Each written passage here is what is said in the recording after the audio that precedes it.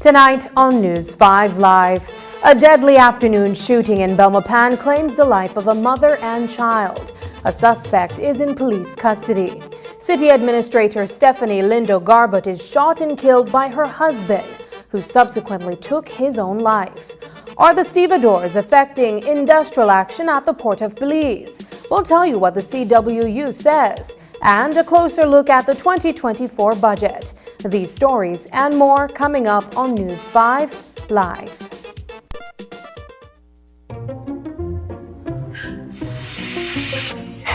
Tell me, what about our owner today? I recently do a Red Girl video.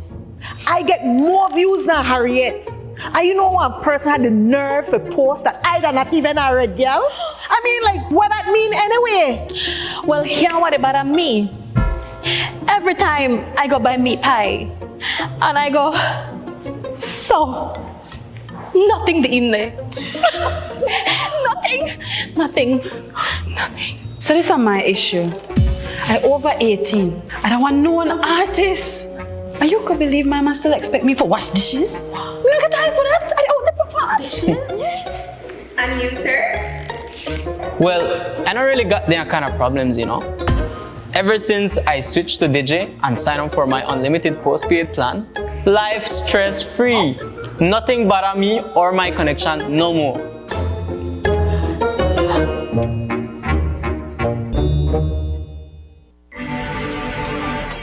We have delicious pizzas from 4 to 12 slices. Pepperoni, Hawaiian, meat lovers, Mexican pizza, and full house supreme pizza. Wings from 10 pieces up in regular and spicy barbecue, honey mustard, chipotle, garlic parmesan, tangy barbecue, spicy buffalo, and lemon pepper. Delivery also available. Call 620-9805.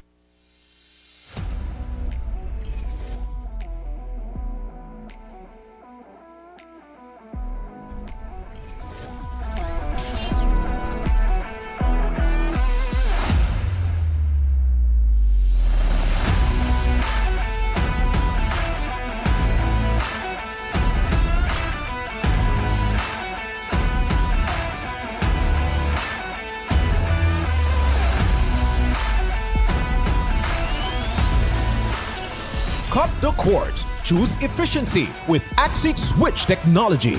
Only at Benny's. Quality and savings. My parents always said, when it's time to build, invest in quality products that last a lifetime, even if it means paying a little more. It is now my turn to invest in my own home, and it's not even a question. It has to be Ovran Windows. My contractor recommends a RAN because of the heavy-duty construction, the thickest gauge blades on the market, and the dual locks that allow lower louvers to close independently for privacy while the top remains open for airflow. These features make a RAN aluminum louver windows the best on the market. With a RAN aluminum louver windows, you get strength, durability, and beauty with an added layer of security and protection against debris and damaging winds. Come in and check out the variety of sizes and colors at Design Depot, located at Mile 3 Philip Goldson Highway in Belize City.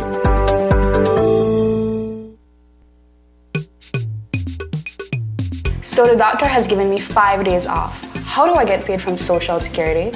This is how Social Security works for sickness benefits. First, you must check that you qualify. You must be employed when you got sick. Have made 50 paid contributions. Have made 5 paid contributions within 13 weeks immediately before getting sick. To ensure that your processing goes smoothly, be sure to complete and submit your claim form within 14 days of the first day of illness. Thanks, I get it now. Visit our website or contact any of our offices to have someone assist you. Also, be sure to visit our Facebook page and give us a like to stay informed. Social Security Board, safeguarding you, your family, your future.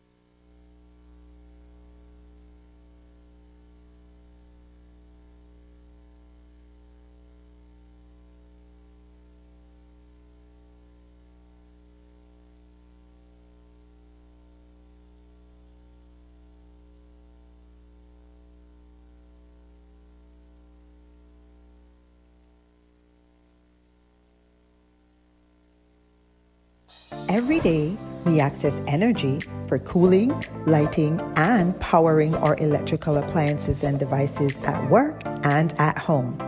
During cooler months, we rely less on cooling appliances such as fans and air conditioners. However, during warmer months, as the temperature and humidity rises, we use more energy to cool our spaces, and our appliances and electrical devices work harder than they do during the rest of the year. When the months become hotter, let's all practice energy conservation. Here are a few changes that you can make to manage your energy use. Check that all appliances and electrical devices are working efficiently. Turn lights off when not in the room. Unplug chargers, appliances when not in use. Turn off fans and TVs. Use energy-saving light bulbs such as LEDs. And look for the Energy Star products when purchasing appliances and electrical devices. These easy changes can reduce energy use and costs. You can also monitor your energy use during the month by reading your meter and calculating the reading using BEL's bill calculator on our mobile app or by visiting our website. Let's all save energy. It seems like every other day, we hear of a family member or friend being diagnosed with a serious illness such as cancer, heart attack, kidney failure, or stroke. When these illnesses strike, you want to focus on recovery and your overall well-being. At RFNG Life Insurance, we offer critical illness insurance to help with medical expenses when diagnosed with such critical illnesses, providing security to access quality healthcare facilities and to ease the worry about finances. In case you are diagnosed with a life-threatening illness that is covered by the policy, critical illness insurance pays you a lump sum amount to help you obtain access to quality treatment and medication. Having critical illness insurance provides the financial support that will bring you and your family the security and peace of mind necessary to manage these illnesses. The possibility of being diagnosed can be worrying, but by having a critical illness plan, you could have funds to assist with expenses such as medications, hospital deductibles, childcare, household expenses, and so much more. The right time to plan for the unexpected is when you're healthy. For more information, visit our office today to speak with one of our experienced agents about critical illness insurance. Your health and wellness is what matters most. Take care of it.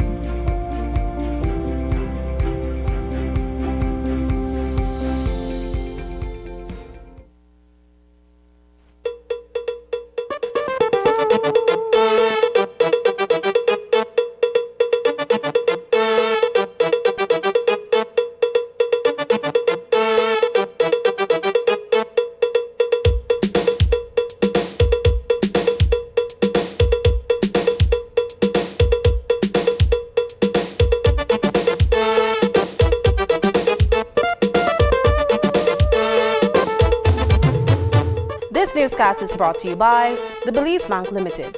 Our country, your bank. Good evening and welcome to News 5 Live for Tuesday, March 12th. I am Sabrina Daly. An 11-year-old child and his mother, both from the Netherlands, are dead following a late afternoon shooting incident in Belmopan. News 5 has been reliably informed that the woman was with her husband and two of their children purchasing ice cream inside the Belmopan market when a gunman opened fire on them. Reports are that the family frantically ran in separate directions to escape armed attack. The gunman allegedly pursued the two children and opened fire in their direction. He then turned to the mother and shot her. As we said, one of the children and the mother unfortunately passed away. The father and the second child were also injured in the shooting. Police are yet to issue an official report with further information on the identities of the victims. But we understand that the shooter is a Haitian-American businessman. He has been detained, and as for a motive, sources have indicated that the perpetrator is claiming that the family tried to poison him. News 5 understands that the father was also detained by police. We will continue to follow this story. On Saturday morning, many across the old capital were shocked upon learning of the deaths of City Administrator Stephanie Lindo Garbut and her husband Oswald Wallicat Garbut. The couple was well known as Garbut's husband was the proprietor and manager of Blue Steel Sounds, an entertainment group that is popular on the music scene. Garbut shot his wife before turning the weapon on himself. It's a deadly tragedy that comes while International Women's Month is being celebrated. It has rocked the People's United Party as well as the Belize City Council, which is set to be sworn into office for a third term later this week. Here's News 5's Isani Cayetano with the following story. Shocked. frozen in time. And I'm still shocked actually. Like, this whole weekend has been a weekend where I am on the edge, like always anticipating that something tragic would happen. And so this continues. I know we have to heal as a unit group. And I know I have the support of my council. I'm glad to have them along with me. The city administrator and her husband are dead, and the couple leaves behind a 13-year-old son in the wake of a tragic murder-suicide over the weekend. It happened on Saturday morning at this residence on Freetown Road, on the second floor of Oswald Garbot's glass technology business. Investigation revealed that shots were heard inside the house, and when police visited, they found the two bodies. Stephanie Garbot and her husband, Oswald Wallicat Garbot, were reportedly involved in a domestic dispute prior to the deadly shootings. The incident is believed to have taken place sometime after 7 a.m. Garbot's younger sibling, who goes by the professional handle Selector Joe, made the grisly discovery when he realized that blood was dripping through the flooring of the upstairs residence. The two bodies were found with gunshot injuries, and thereafter the scene was processed and they were taken to the KHMH. From your investigation, your preliminary investigation, I should say, was there anything inside the residence that was of concern or that would have suggested otherwise? Not that I know of, but a thorough investigation is being carried out into the matter. The tragic ordeal has come as a shock to everyone at City Hall, where a black bow has been placed at the entrance of the building. Elude Miller worked closely with Stephanie Garbot in the day-to-day administration prior to running for office. I had the opportunity to work very closely with the city administrator, not at the policy level like previous council member did, but more at an administrative level, given that I was a staff member at the council. And over time, we also established, similar to Mayor and myself, we established a great working relationship. I would have to have discussions with her on a daily basis, in order to get certain things done, and she was always helpful. According to Mayor Wagner, at no time did Garbot indicate to anyone at City Hall that she was experiencing marital issues at home. To the best of my knowledge, she didn't demonstrate any sort of signs. I have meetings with the city administrator every Monday morning, and sometimes twice per week. I never saw any signs in respect to domestic violence. But we know domestic violence is prevalent globally. Actually, it's like it has become a sort of epidemic in itself. And that epidemic has reared its ugly head at the Belize City Council. Domestic violence can cause severe physical and emotional harm to family members, and children who witness domestic violence may experience long-lasting emotional scars, affecting their development and well-being. When I received the news on Saturday, for me it was like a nightmare. I actually could not believe it. I had to make several calls to ensure that indeed that we were going through this. And for me it's like a devastation. Actually on Wednesday, Stephanie texted me on Monday to wish me all the best. And when she received the results, again she was championing me. And she said, "Councillor, you deserve it. You worked hard." Sadly, the city administrator won't be around to see the Belize City Council be called to office later this week. Her husband, Wally Cat, was well known on the entertainment scene as a popular disc jockey who owned and managed Blue Steel Sounds, a staple on local radio. He was also the proprietor of Glass Technologies Limited. Still at a loss. And I know Belinda very well, and I know he's hurting beyond words, he and his family, and that we reach out to both families. I still don't know what really transpired, but it's tragic. And Stephanie was so full of life and hardworking, driven person. Reporting for News 5, I am Isane Cayetano. The tragic loss at City Hall now leaves a vacancy that is yet to be filled. It also casts a dark shadow over the incoming council. as Stephanie Lindo Garbett was set to administer the oath of office for the new members. It's a significant void to fill, particularly at this juncture. You're about to start another 3-year term in office. What takes place next in terms of, one, the swearing in, and two, being able to fill this particular post?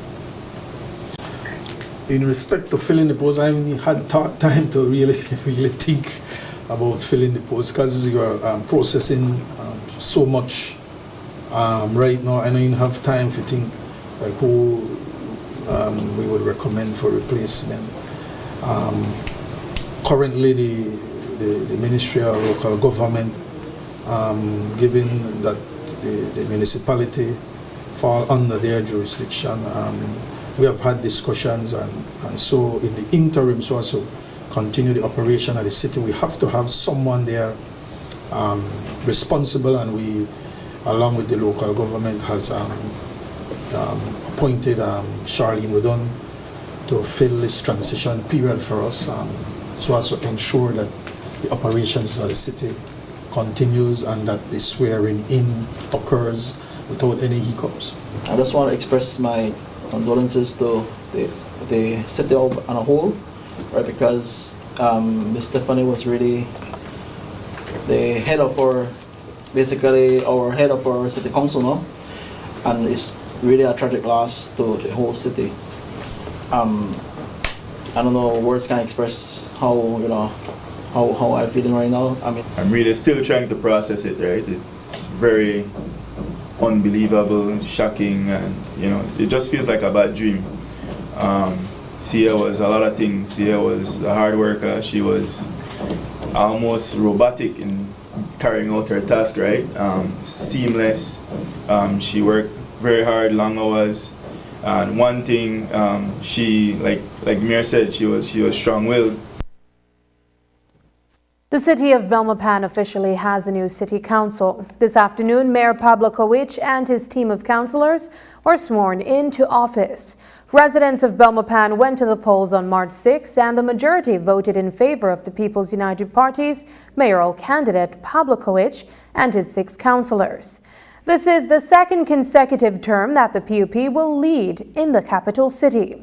We heard from the Mayor Kowich during the ceremony. Here's what he had to say.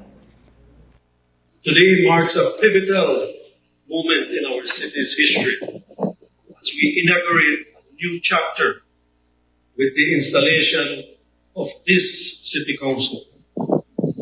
It is both an honor and a privilege to stand before you as mayor, and I am filled with a profound sense of responsibility and enthusiasm for the journey that lies ahead. Our city is vibrant, it is full of dreams and aspirations, and it is a testament to the strength of our community. As we take on the mantle of leadership, let us recognize the unique character of this city.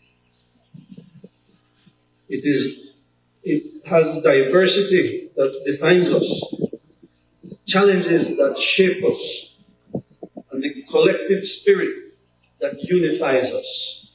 Our vision for this city is not just about improved infrastructure and services. It is about modernizing and enhancing the very essence of community life. Our goals are ambitious, yet it is a shared commitment and determination that will propel us forward. As we face the complexities of modern governance, let us remember that our decisions impact the lives of each resident. Since the Christian Workers Union called a press briefing last week to state how very upset its members are, those employed by the Port of Belize, there has been little to no feedback from PBL. But while the stevedores have only threatened strike action and have reported to work, they have certainly made their discontent known to their employer. The waterfront workers are all on the job, but they have not been working to pace, and it has had an effect on business. Today, Leonora Flowers, the president of the CWU, categorically told the media that there's no strike action in place because the union has not informed the employer of such an action. News 5's Marian Ali reports. There is a group of our members or stevedores who are very upset and unhappy with what's happening at the moment.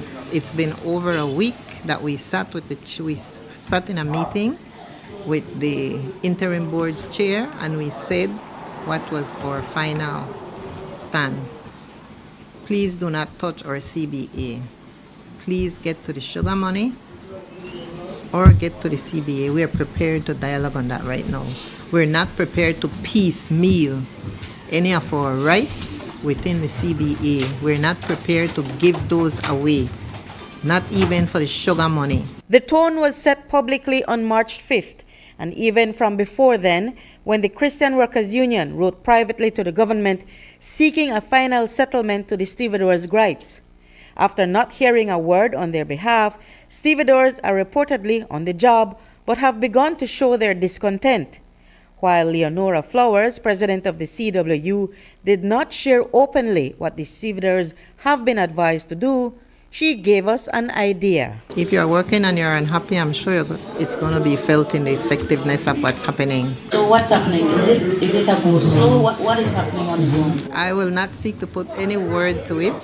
Suffice it to say it's not a strike. We've not issued any strike. We've not told anybody to stay at home. Okay. Go to work.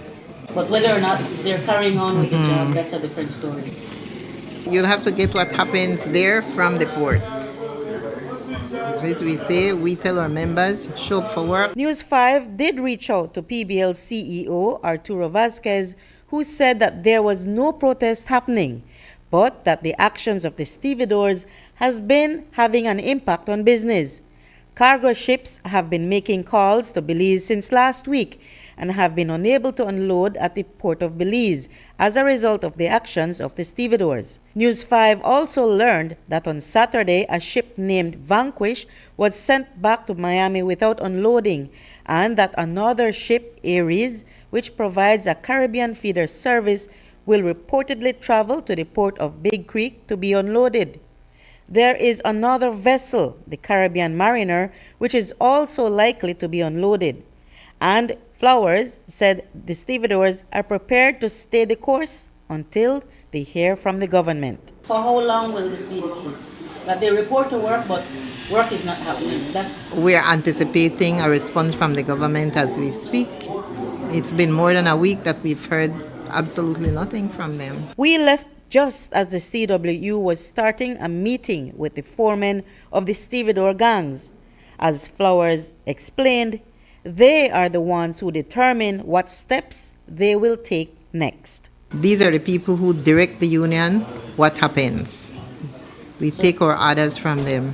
So they will inform what happens tomorrow and for the rest of the week? Yes. The stevedores want the government to pay them $4.9 million in compensation for the loss of wages when the decision was taken to have bulk sugar exported from the Big Creek port instead. They also want to negotiate a new collective bargaining agreement. Reporting for News 5, I'm Marion Ali. Coming up, a look at the Bersenio administration 2024 to 2025 budget. Hello, friends. I'm Dr. Bob Roberts with another 60-second sermon from God's Word. The Bible says, "And Jesus said unto them, I am the bread of life. He that cometh to me shall never thirst, and shall never hunger.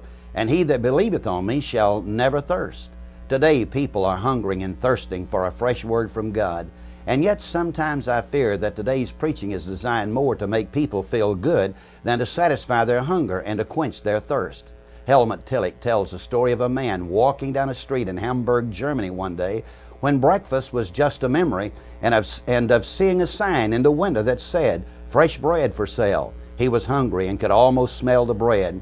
He turned around and went into the store and asked for a fresh slice of fresh bread. The owner said, "Oh, we don't bake bread here, we just make signs." Sometimes I feel the church is better at making signs than baking bread. They are better at marketing their church than they are at presenting Christ, the bread of life available to the hungry. May the hungry find their way to our churches seeking bread and not leave disappointed, but leave satisfied because they have found Jesus Christ, the living bread. Today's 60-second sermon has been presented by Christian Foundations of Faith in cooperation with the Baptist churches in your area.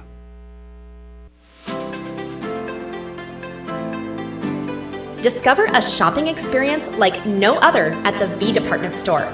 They carry a vast array of products at unbeatable prices. Elevate your shopping journey with affordability, diversity, and accessibility at the V. Conveniently located at 1745 Coney Drive in Belize City.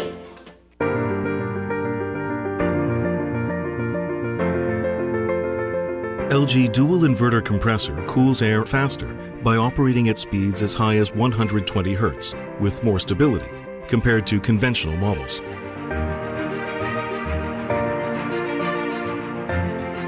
It also saves up to 70% more energy by operating at speeds as low as 10 Hz with more stability.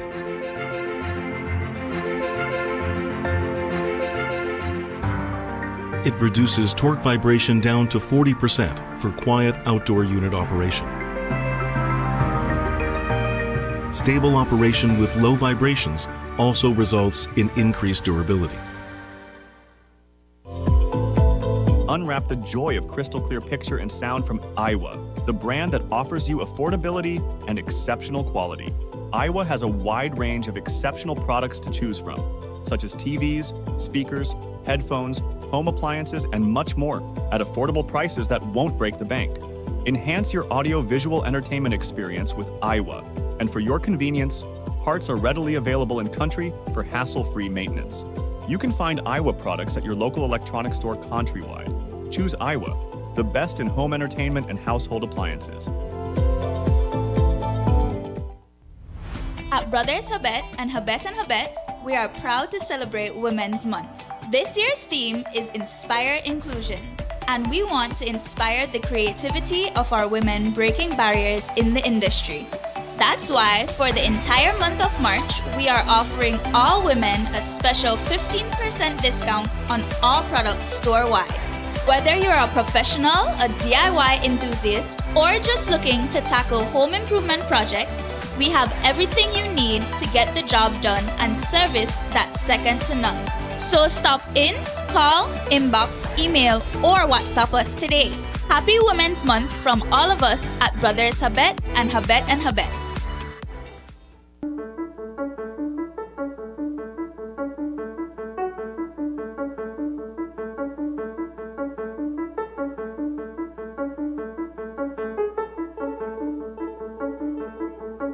When the police department is taking firearms off the street, those firearms are not then diverted, but we are in fact destroying them.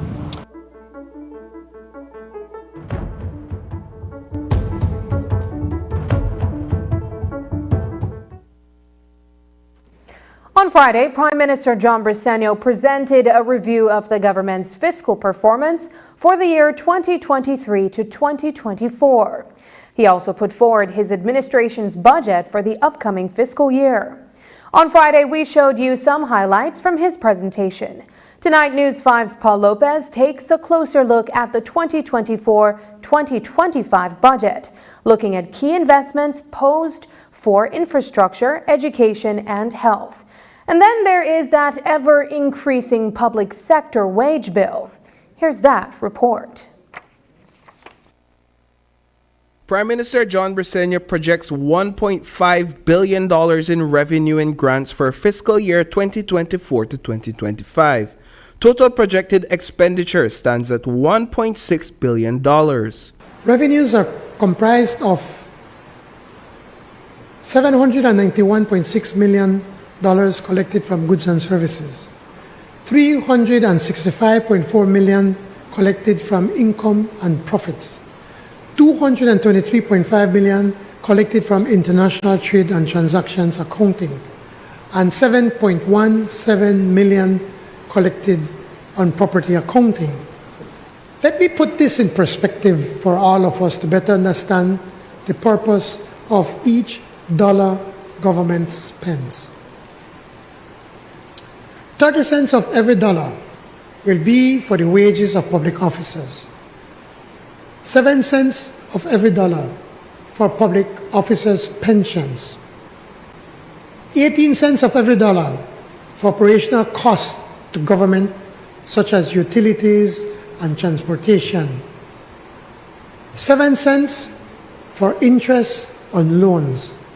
And the remaining 27 cents for capital expenditures, which includes the funding of all projects and programs undertaken by government. That's 73% of every dollar going to government's recurrent expenditure and 27% left for capital projects and programs.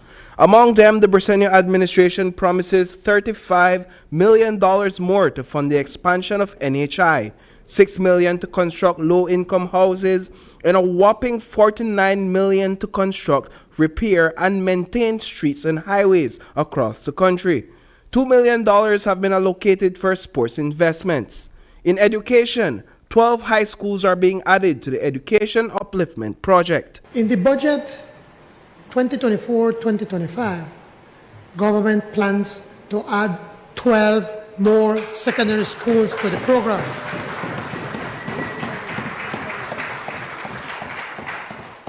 Increasing coverage to a target of 6,000 additional students.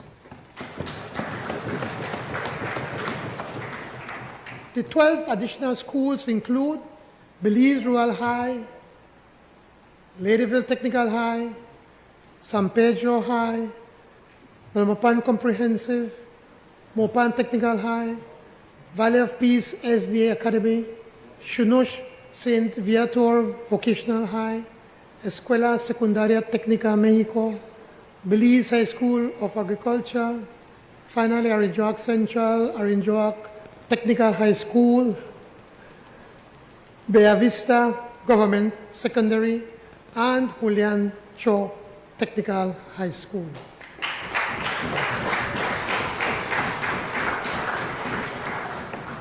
Madam Speaker, for those who are not aware, and I hope that the Minister of Education, when he speaks, can give a proper explanation. But basically in these schools, the government is paying everything for these students, and there should be no reason why any of these kids should not remain in school. This morning, on the heels of his budget presentation, Prime Minister Briceño made an appearance on Open Your Eyes.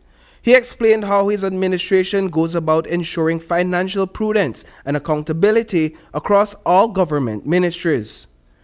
You make enemies, some people get upset, some people get happy. Ministries are constantly fighting for more resources. It's a constant battle, and Joet and Zita, they are not the most popular people in government because they are the ones that have to make the hardest or tell us, Prime Minister, well, this is the money, this is what we have, these are the commitments that we have to meet, and then this is what is left. And even of what is left, we have already committed to certain projects that do not finish in one financial year, so they're going to the next financial year, so that gets even smaller. And then we have to take a hard look as to where the real needs are: education, housing, health, infrastructure, works, And then from there we start to look at, okay, where we could allocate the limited resources to try to have, that would have the biggest impact. With $1.1 billion allocated to recurrent expenditure and just over half of that earmarked to pay wages and pensions, Prime Minister Briceño says the government's wage bill is too big. So, how does the Briceño administration plan to trim the fat? That's what we asked him. What can be done to either limit or sort of curtail that part of expenditure? Because you're looking at pensions, you're looking at salaries, and everything that falls within that category. It's only you try to set me up. because I'm one of those advocates that I believe that the government is it's too big. I don't want to use another word and get in trouble. But you're right. I agree.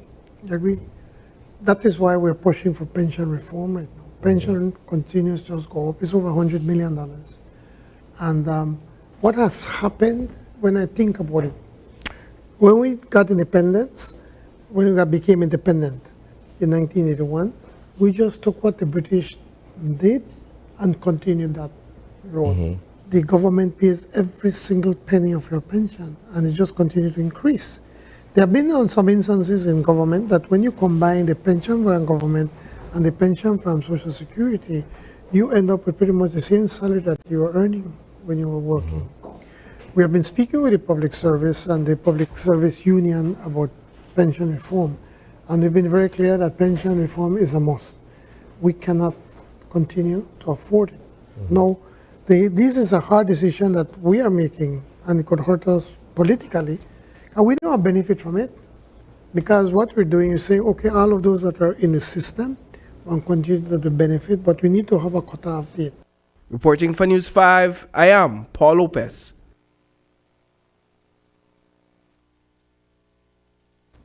As we said, over 50% of the government's revenue is being spent on public sector wages and pension. With the annual pension bill now exceeding $100 million, Prime Minister John Briceño says the need for pension reform is urgent. He further noted that the public sector begins to focus its efforts on hiring more employees that are better able to perform their duties. The problem we're having with governments and successive governments and here, showing that everybody is to be blamed, is that for too long we do not have a public service that you set standards, and if you meet the standards, you could get into the public service. For instance, in other countries, the elected representatives or the politicians, quote unquote, just can't go and say, oh, hire this person. They have to meet certain standards, and so we have not done that, unfortunately. So that the government, when you look at the workers, the employees that government has, it's like a pear, small at the top and the bottom big. And a lot of times, and no offense to anybody, but a lot of times the people that are coming in, that have come in and into the government system, have a limited ability to do the work. So now, when we have to bring in somebody from outside from the public service because we don't have, they're limited. And then those people are saying, well, I don't come on for a government salary, you have to pay me better. And then the public service unions start to cry foul. But that is a challenge, that we need more people that can help us to get the work done.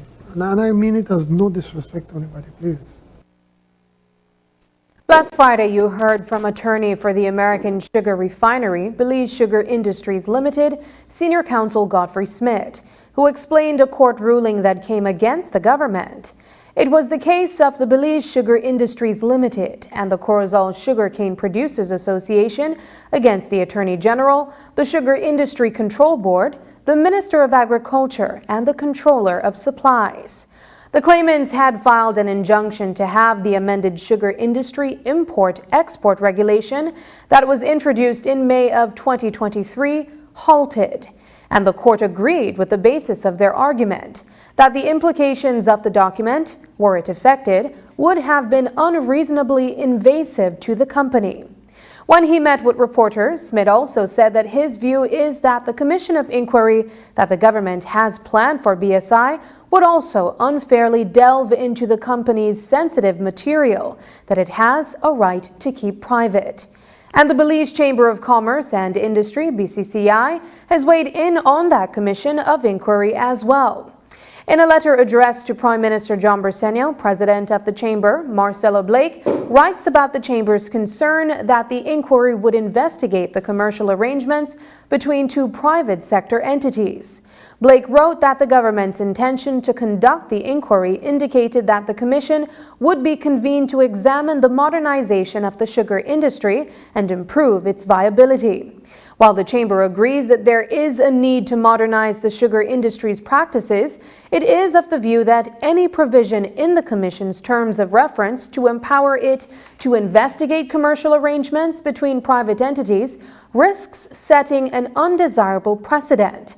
Quoting in part from Blake's letter, it states, quote, "Such an action may be seen as an overreach of executive power and is likely to impact any gains made in improving Belize's viability as an investment destination." Furthermore, the practice of using public resources to resolve commercial disputes involving private entities is not sustainable, and parties in dispute must be facilitated to settle using available mechanisms, unquote. The letter ends by suggesting alternative dispute resolution mechanisms as the best methods to resolve commercial disputes fairly, and that parties to any commercial dispute should be encouraged to pursue this route. After the break, Jimmy Reyes loses life in fatal RTA on Champine Ridge Road. But first, here's the weather update with data from the National Meteorological Service.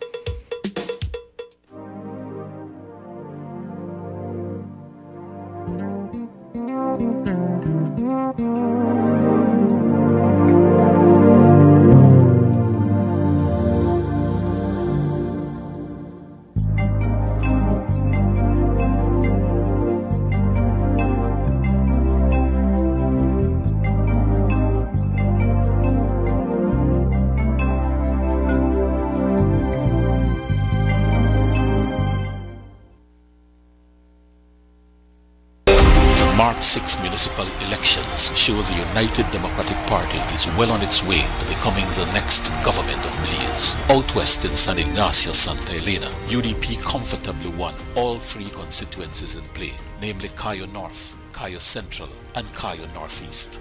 Mayor Earl Trupp beating his PUP opponent by almost 1,000 votes, and UDP taking all but one of the councillor seats this time. In Benqueviejo, UDP barely lost, only because of illegal PUP voters from Guatemala. In Belmopan, the margin was cut by more than half, one of our candidates coming within 200 votes of winning. In Punta Gorda, our UDP mayoral candidate won the initial count by 10, but had the election stolen from him after 2 recounts. 35 new ballots miraculously appearing for PUP. In Belize City, our party held serve and increased its margin of victory in all 4 UDP stronghold constituencies: Colette, Albert, Queen Square, and Mesopotamia. UDP narrowed the margin in Dangriga, one candidate coming within 200 votes of winning. Thanks to Belizeans in all municipalities for your support. The UDP will intensify the fight to liberate our country from the uncaring, corrupt PUP. Now more than ever, Belize needs the United Democratic Party.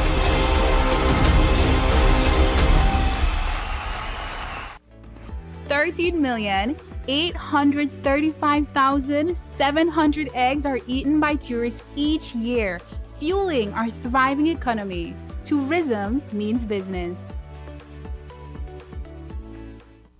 This plan, I can't leave this plan. Smart Belize! Hey there, smart thinkers! We're turbocharging your mobile experience with Smart's powered up postpaid plans. Imagine a world where your data speeds flows faster than ever. Well, guess what? We've cranked up the dial and unleashed the postpaid power of Smart's lightning fast LTE data on all our postpaid plans. That's right, no speed bumps, more data. It's like having a limitless highway of data speed at your fingertips. Whether you're a Lone Ranger with an individual plan or a squad rolling with a group plan, everyone gets to surf, stream, and share at enhanced full high-quality speed. Switch to Smart's powered-up postpaid plans today and ride the wave of postpaid power. Visit any smart showroom or smart-bz.com for details and make your mobile experience smarter and faster. Smart, bringing people together. I know I can't let this plan. I can't let this plan. Every day, we access energy for cooling, lighting, and powering our electrical appliances and devices at work and at home. During cooler months, we rely less on cooling appliances such as fans and air conditioners. However, during warmer months, as the temperature and humidity rises, we use more energy to cool our spaces, and our appliances and electrical devices work harder than they do during the rest of the year. When the months become hotter, let's all practice energy conservation. Here are a few changes that you can make to manage your energy use. Check that all appliances and electrical devices are working efficiently. Turn lights off when not in the room. Unplug chargers, appliances when not in use. Turn off fans and TVs. Use energy-saving light bulbs such as LEDs. And look for the Energy Star products when purchasing appliances and electrical devices. These easy changes can reduce energy use and costs. You can also monitor your energy use during the month by reading your meter and calculating the reading using BEL's bill calculator on our mobile app or by visiting our website.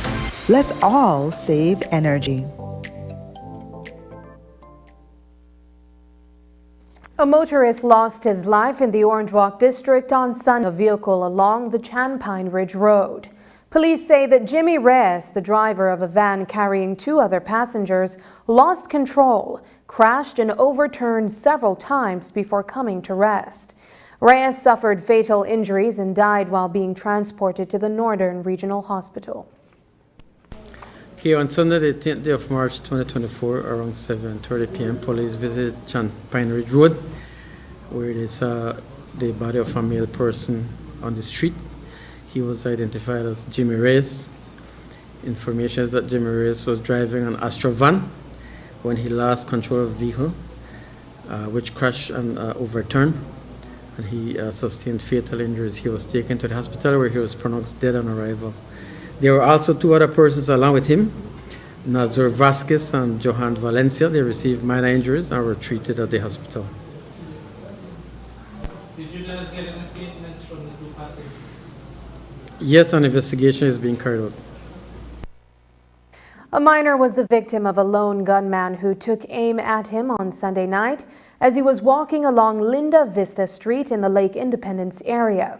According to Assistant Commissioner of Police Gilberto Romero, the young man was the intended target of his assailant. Okay, on Sunday, the 10th day of March, around 9:10 p.m., police responded to a shooting incident at Linda Vista Street, Belize City. Upon arrival, they found Rajan Thomas with a gunshot injury. Information is that Thomas was walking on the street when he was approached by a male person who fired shots towards him, causing the injury to him. Thomas is presently at the KHMH receiving treatment and is in a stable condition. Investigation continues into this report. Has the police been able to determine whether he was targeted? Yes, the investigation revealed that he was the one that was targeted. Has anyone been detained as yet? No one is detained. We are looking at all the information to try to establish if there is any connection to any gang, but so far that has not been determined. A 4-day training on oil spill response began today at the Best Western Belize Biltmore Plaza Hotel in Belize City. The workshop is for all key responders to an oil spill in Belize, including government and non-government agencies. One of the major players in the training and in the event there is an oil spill is the Department of the Environment. Chief Environmental Officer at the Department of Environment, Anthony Mai, told News 5 that Belize has adequate resources to deal with an oil spill, but there is still added equipment that can be acquired. Belize have a national oil spill contingency plan that we updated in 2018. The plan has been endorsed by the cabinet, And so we have a responsibility to ensure that all the agencies that are to respond are equipped and are able to respond effectively in the event, unfortunate event that we would have an oil spill. Do we have the resources? Do we have the equipment to deal with something of that magnitude? And I'm sure that it has happened in the past, but we have bigger and bigger container trucks now. And Yeah, sure. So just before 2018, Belize undertook an exercise using a tool that is called a RETOS tool. This tool basically informs a country of their position in terms of being able to respond to an oil spill. When we run the tool informed us of some of the things that we needed to do to improve. And so the first thing that the tool said is from a foundational or the basic level, we need to upgrade our national oil spill contingency plan. And so we did that. It also identified that we need to do a risk analysis. And so we have a risk analysis that we did. The risk analysis looked at all the potential sources of oil spill in Belize, and it classified the risks in terms of priority, or in terms of priorities. But it also identified the areas along the Belize coast and inland that are significant and priority areas that needs to be protected in the event of an oil spill. And so we have all the, I think, technical information that we need. The assessment also looked at all the resources, all the booms, the skimmers, all the equipment that we would have, including personnel, trained personnel. And we recognize then that we do have some equipment, right, but we need more. The Belize Port Authority is another key player and an important responder to oil spills, particularly when those spills occur in or near our waterways, because oil spills are pollution. And because an oil spill is a real possibility on any ship in Belizean waters, certain measures must be followed. Today, the Port's Commissioner, Darlene Gaitan, told News 5 that if this ever happens, the incident must be reported to the Port Authority. To help guide us about the latest forms of technology and best approaches are some experts, as the Port's Commissioner shared. If an incident happened on any ship in Belize's waters, they have to report to the Belize Port Authority. And so that will launch an investigation from our side in terms of the incident itself.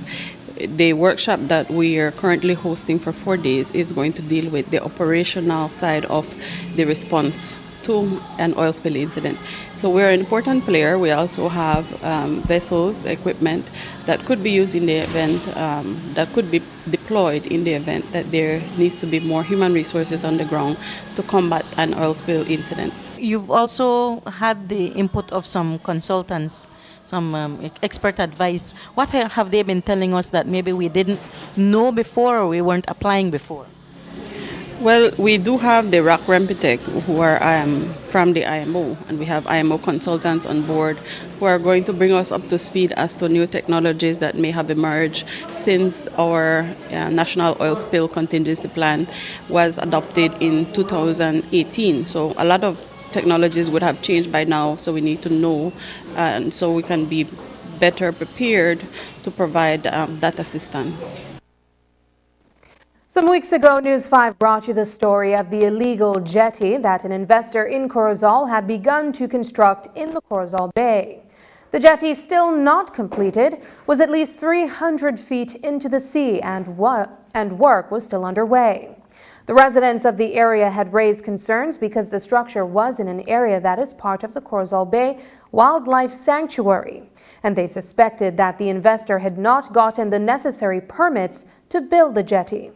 News 5 checked with the Department of the Environment, which confirmed that there was no permit given to have the structure built, and today Chief Environment Officer Anthony Mai told us that the property owner has 6 weeks from the time the jetty was deemed illegal to remove it.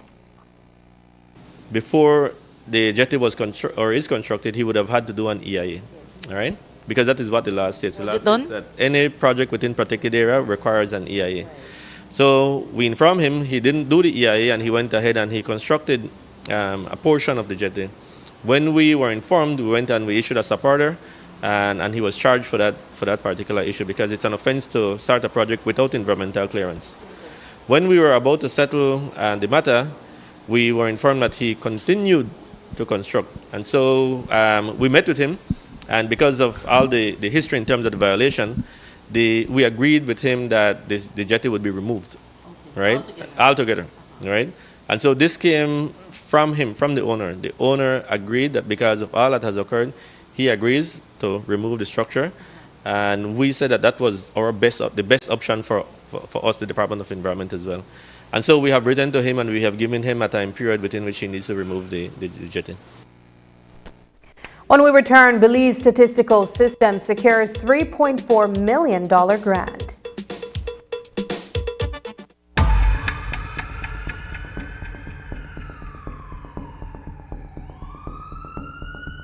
When you have an emergency, you need a comprehensive healthcare facility that puts your mind at ease every step of the way. BMA's Emergency Services offers patients fast access to vital healthcare services. Our quick emergency response protocols, particularly for strokes and heart attacks, ensure diagnostics begin rapidly, in many cases even before the patients reach the hospital, so doctors can begin treatment faster, which means less waiting and less worrying.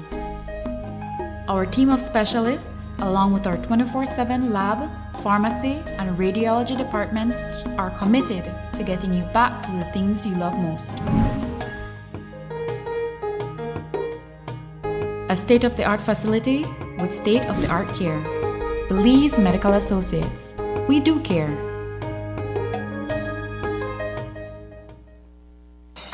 At RF&G Insurance, we're committed to safeguarding what matters most to you, offering coverage mile after mile.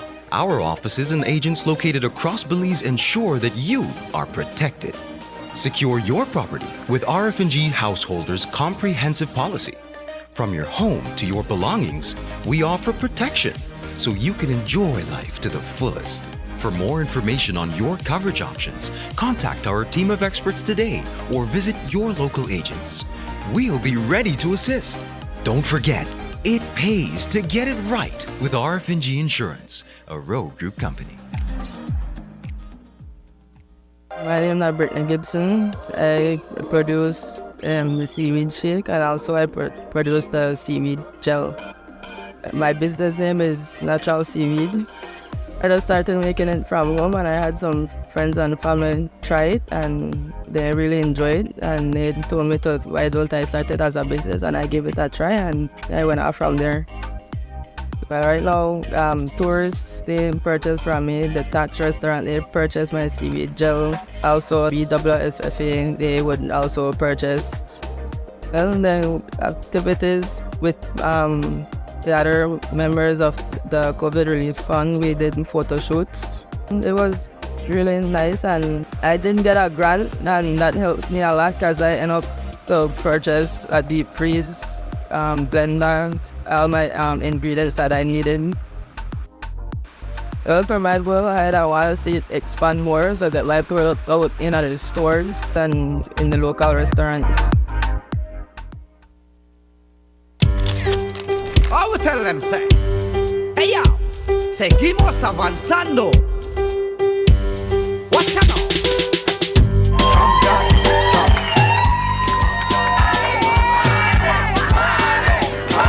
Everybody know when you win as a champion. I therefore hereby declare the winner of San Pedro elections as the PUPC.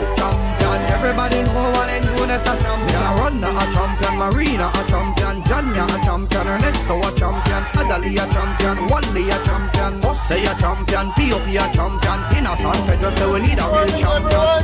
I want to thank each and every one of you. This victory is for you.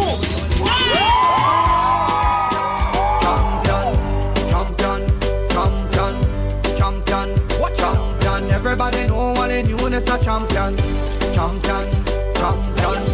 UDP bout to get sanctioned. Hi, my name is Lincoln Powers and I work at UMall. 100% I will recommend Belize Bank mobile banking to everyone because it saves time, money and gas price because gas price is high right now. Belize Bank mobile banking just make life easier.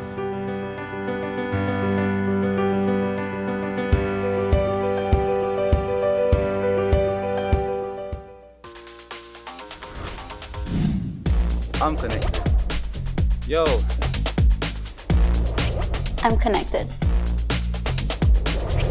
we're connected. Create the perfect broadband bundle that fits your style with Smart Connect. With the Junior Bundle, get 50% off your national calls and up to 6 gigabytes of data at no extra cost. Get postpaid added for an additional cost of only $25 with the Prime Bundle. Stay connected with unlimited smart-to-smart calls plus 6,300 megabytes of data and free international minutes. For the family, pay $28.13 more and get the Binge Watchers bundle with Netflix. This bundle gives you 4 profiles with unlimited streaming on multiple devices. Visit a showroom near you to sign up and personalize your own bundle combination with Smart Connect. Smart, bringing people together. Today, the government of Belize signed off on the biggest grant the Statistical Institute of Belize has ever received. The $3.4 million grant was established through the United Nations Development Program and the Korea International Cooperation Agency, which are seeking to strengthen Belize's national infrastructure and institutional capacity for data and statistical management. The Enabling of Belize's Statistical System project, which is part of a larger record of discussion arrangement with the government of Belize, will be implemented from 2024 to 2027 and is a joint initiative involving 6 government ministries and 5 United Nations agencies. Here's News 5's Brittany Gordon with more information. The Enabling of Belize's Statistical System project is a newly established endeavor between the Statistical Institute of Belize, the United Nations Development Program, and the Korea International Cooperation Agency, meant to improve the capacity of Belize's system to provide relevant, accurate, and timely data to support evidence-based solutions. According to the World Bank, Belize's statistical capacity score is ranked at 58.9. Improving the score is a necessary endeavor in developing countries such as Belize, because a lack of data can be a significant obstacle that impedes the ability of the government and partners to develop informed policies and responsive plans. Prime Minister John Briceño spoke about the severity of this issue. SIB produces very important and critical information for us policymakers because it allows us to make informed decisions as opposed to emotional decisions. It provides us an insight that just the numbers can talk to, can explain into the various aspects of our country's economy, the society, the environment, and it enables us as a government to be able to develop effective policies and to allocate our resources effectively. SIB will strengthen, as Diana explained, its capacity to collect the data and strengthen their national statistical reporting capacity, which in turn will help us to be able to track our progress towards the Sustainable Development Goals as set out by the United Nations. According to the Prime Minister, the government will be able to better track and respond to information regarding poverty within the country. One of the more important goals that we've had was the issue of poverty in our country. As I've always said from when I was the Minister of Environment between 1998 and 2007, that the biggest challenge to the environment is poverty. That if we can't address the issue of poverty, then our environment is going to pay the price because people can't wait a month or a week to eat. They need to eat every day, and they'll do what it takes. If they have to go and do illegal fishing and cut the logwood, cut down the trees, they'll do it. Ian King, UNDP Deputy Resident Representative in Belize, stressed the importance of data, saying that it is seen as a development enabler that can empower governments and communities to enhance the national statistical system to be adaptive and resilient. Collectively, we are all aiming to improve and upgrade Belize's statistical infrastructure, strengthen the data governance architecture, strengthen both the SIB and respective data nodes, and expand SIB's and the National Statistical System's capabilities to respond to increasing demand for data and statistics. Though not expressly defined here, I do believe that one of our expectations is strengthened interoperability between the various nodes of government that generate and manage data to ensure that there is a more comprehensive, I say more comprehensive, not that there's not, but that there's a more comprehensive approach to that and decision making based on evidence. The project aims to improve and upgrade Belize's statistical infrastructure, strengthen the data governance architecture, strengthen both SIB and its data nodes, and expand SIB's and the National Statistical System's capabilities to respond to increasing demand for data and statistics. Sohee Cho, Country Director of COICA in El Salvador, expressed her excitement for the initiative. I am delighted to be here today to set the cornerstone of our first bilateral project, the enabling of Belize Statistical System. This is the result of joint and continued efforts from the Belizean government, the United Nations, and the Korean government through COICA to strive for the sustainable development of Belize. As was planned since the beginning, one of the biggest challenges of this project is that it involves a wide variety of stakeholders. The potential that can be unlocked by working for a shared goal is unlimited. At the very same time, we acknowledge the great importance of the coordination efforts that this journey will require, and that is why we are delighted to express our utmost trust to UNDP, Belize, and SIB to lead this project to successful completion. Brittany Gordon for News 5. Haitian President Ariel Henry has resigned amid mounting chaos in the nation. Over the last few weeks, gangs have been attacking government structures, leaving the country on the brink of collapse. President Henry took over as acting president in 2021 following the assassination of President Jovenel Moïse. Last week, gang leader Jimmy Cherezier, also known as Barbecue, launched a coordinated attack against President Henry, threatening civil war and genocide if he did not step down. The violence erupted while Henry was in Kenya signing an agreement to deploy 1,000 police officers to Haiti to restore citizen security. He was forced to land in Puerto Rico following that trip. And over the weekend, CARICOM members held an emergency high-level meeting in Jamaica with North American and European leaders to discuss immediate mitigation measures for Haiti.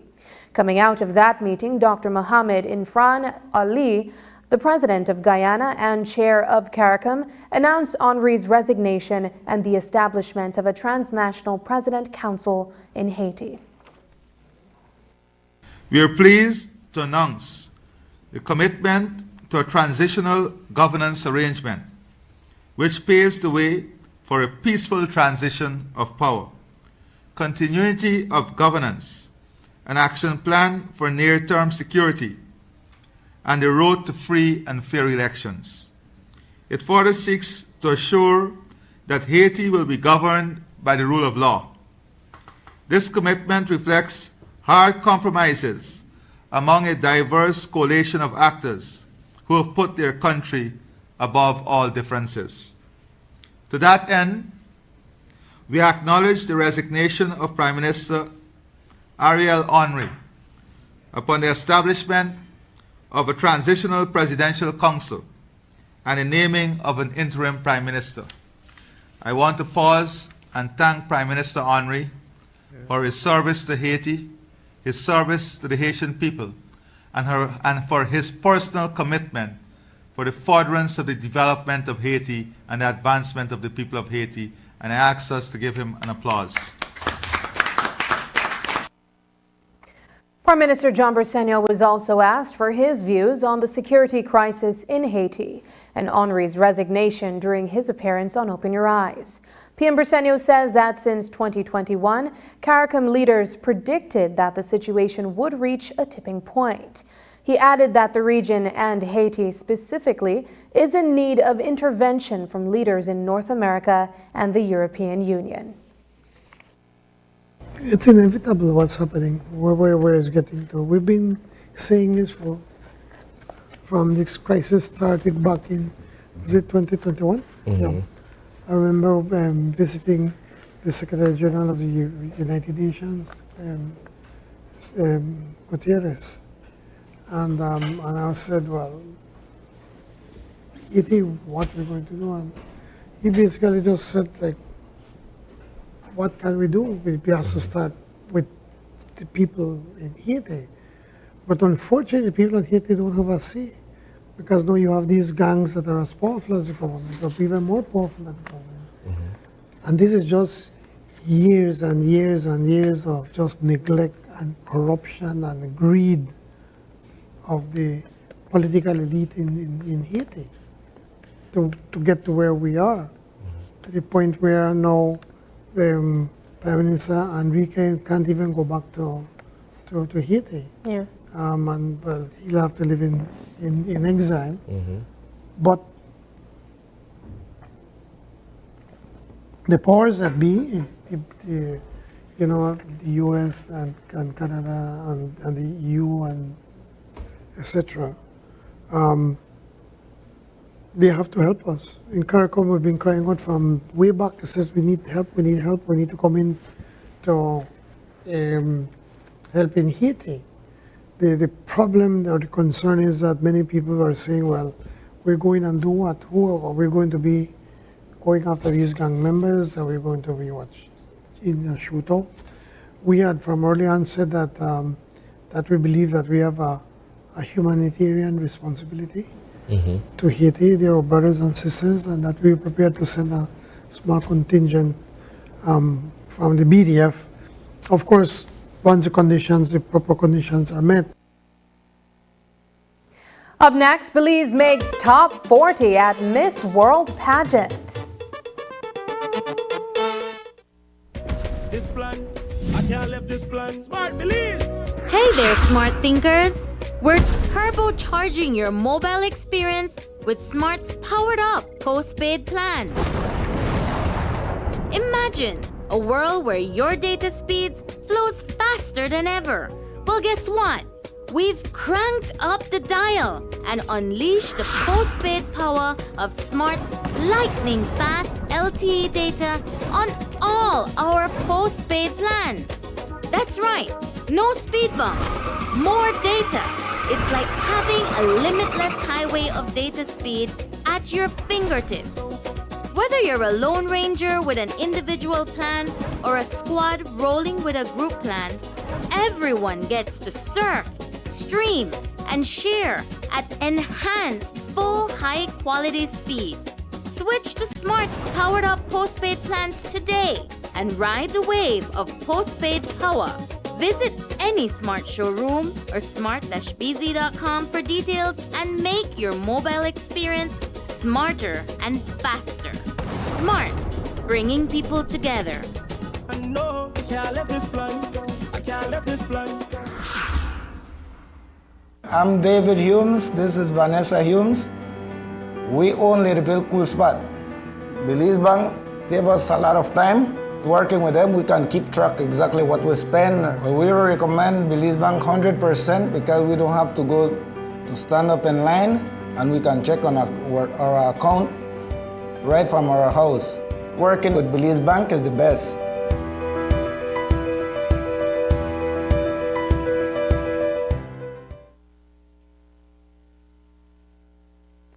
Drought breakers and history makers. Those are the titles being given to the women who were able to break the trend of years of non-placement at the 74th Miss World Pageant. Among those women was Belizean Representative Elise Gayon Vernon, who placed among the top 40 of the 112 women competing. This placement makes history as it is the first time Belize has placed since joining the competition in 1987. The contest was held in Mumbai, India on Saturday, March 9th, where Vernon competed in a series of events such as fitness, beauty, talent, and public speaking. In a statement from Vernon, she reflected on her final answer issued during the pageant, reading, quote, "I am a farmer. a phrase I included in my final answer during the last segment of the Miss World Belize 2022 pageant. I said this because I am proud of who I am and my heritage. I want to be a representation of every Belizean face and every child with a dream. I want to inspire others to be proud of their roots and know that they are capable of anything they put their mind to. We are all royalty because I share this crown with every Belizean, end quote. Vernon returned to Belize this afternoon where she was met by family and supporters, congratulating her on her achievement. The 2024 Belikin La Ruta Maya Belize River Challenge has come to an end, and the reigning champs, Slim and Trim like Guavalim, have once again come out on top. The three-man team competing in the male category dominated the competition, securing the fastest time on all 4 days. The race began last Friday at the foot of the Hawksworth Bridge in San Ignacio, Cayo, and ended after a 4-day journey at the Belcan Bridge in Belize City on Monday. News 5's Brittany Gordon attended the event to capture the moment the winners crossed the finish line. Here's that story.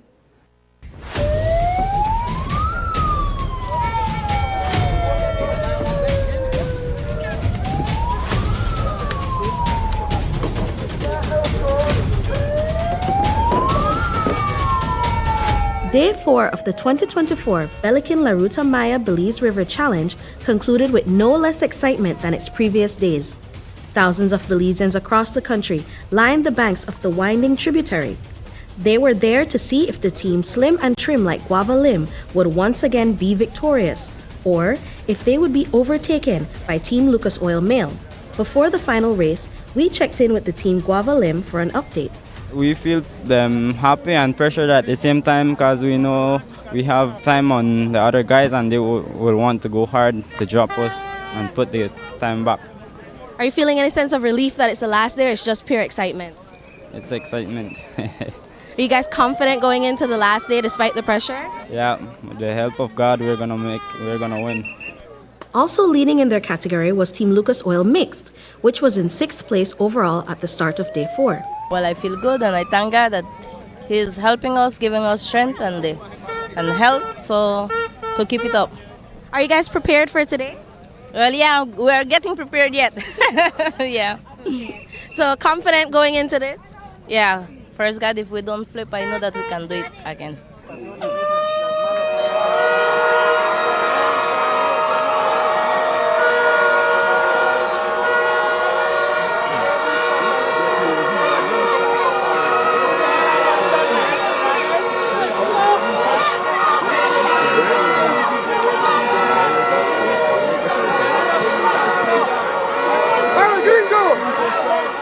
Unfortunately for Team Lucas Oil Mix, their canoe would be the first to overturn at the start of the race near Paradise River Landing in Borough. The team then spent the entirety of the race making up for time lost and still managed to finish first in its category overall. Well, I feel a little bit disappointed because we flipped at the beginning. Like how I said this morning, if we will first God do good and come first place if we did not flip. But we did flip at the start, so we lost time there and then we stayed way behind. But thank God we made it second overall, second place here on the 4th day. But overall, we have the first place in the mixed category. Another woman overcoming adversity in this race was Lily Cruz of the Belize Port Authority team, who was paddling in the women's category. Cruz had suffered an injury to her finger the previous day and was taken to the hospital, but was back on the water for the final day. She told us that she was paddling for all women and girls watching her and her team. We are representing the women, empowering each one of us, telling we are strong, believing we are strong, and knowing our value. The gender equality, I guess we should be the same as in the male, because I guess we in each race they see the women's a little less than the male, and there is a little less prize for us than what there is for the male. So I guess we are running to say that we need equality and believe there is equality. Although the shortest, the final leg of the race had much room for exhilaration as the gap between Team Guava Lim and Team Lucas Oil Male became smaller the closer the two came to the finish line. tensions rose as the finish line approached and Lucas Oil managed to overtake Guava Lim for a few minutes. The Belcan Bridge was filled with onlookers, craning their necks over the edge to see which team would be the one to finish first, as the race was neck and neck. Ultimately, the answer became known, and Team Guava Lim was, once again, the champions, this time with a 4-day winning streak.